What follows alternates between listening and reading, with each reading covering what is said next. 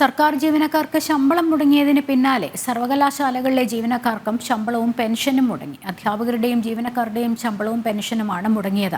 എല്ലാ സർവകലാശാലകളുടെയും ശമ്പളവും പെൻഷനും ഒന്നിച്ചു മുടങ്ങുന്നത് ഇതാദ്യമായാണ്. കേരളത്തിലെ സർവകലാശാലകളിലെ അധ്യാപകരുടെയും ജീവനക്കാരുടെയും ശമ്പളവും പെൻഷനുമാണ് മുടങ്ങിയത്. എല്ലാ സർവകലാശാലകളുടെയും ശമ്പളവും പെൻഷനും ഒന്നിച്ചു മുടങ്ങുന്നത് ഇതാദ്യമായാണ്.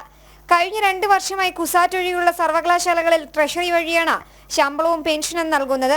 കണ്ണൂരിൽ സർക്കാർ ഗ്രാന്റ് തടഞ്ഞുവെങ്കിലും കുറച്ച് ജീവനക്കാർ മാത്രമുള്ള കണ്ണൂരിൽ പെൻഷൻ ഫണ്ടിൽ നിന്നും പെൻഷൻ അനുവദിച്ചു. കേരള, കുസാറ്റ് സർവകലാശാലകൾ സർക്കാരിന്റെ പ്രതിമാസ ഗ്രാന്റ് ലഭിക്കാത്തതിനാൽ അവരുടെ സ്വന്തം ഫണ്ടിൽ നിന്ന് മാസം ജീവനക്കാരുടെ ശമ്പളം നൽകുകയായിരുന്നു. എന്നാൽ പെൻഷൻ നൽകിയതുമില്ല. സംസ്കൃത, വെറ്റിനറി, മലയാളം, കലാമണ്ഡലം സർവകലാശാലകളിൽ കഴിഞ്ഞ 3 മാസമായി കൃത്യമായി ശമ്പളവും പെൻഷനും ലഭിക്കുന്നില്ല. അവിടെ ഈ മാസവും തൽസ്ഥിതി തുടരുകയാണ്. കൃത്യമായി ശമ്പളവും പെൻഷനും ലഭിച്ചുകൊണ്ടിരുന്ന ഏറ്റവും കൂടുതൽ പെൻഷൻകാരുള്ള കേരള, MG, കാലിക്കറ്റ്, കാർഷിക സർവകലാശാലകളിലാണ് ഗ്രാന്റ് തടഞ്ഞതുകൊണ്ട് ശമ്പളവും പെൻഷനും മുടങ്ങിയത്. സർവകലാശാലയുടെ പദ്ധതിയേതര ഫണ്ടും UGC ഗ്രാന്റും കഴിഞ്ഞ വർഷം മുതൽ പൂർണ്ണമായും ട്രഷറിയിലേക്ക് മാറ്റിയിരുന്നു. യൂണിവേഴ്സിറ്റി ഫണ്ട് സർക്കാർ മറ്റാവശ്യങ്ങൾക്ക് വിനിയോഗിച്ചതാണ് ഇപ്പോൾ ശമ്പളവും പെൻഷനും മുടങ്ങാൻ കാരണമായത്. ജനം, തിരുവനന്തപുരം.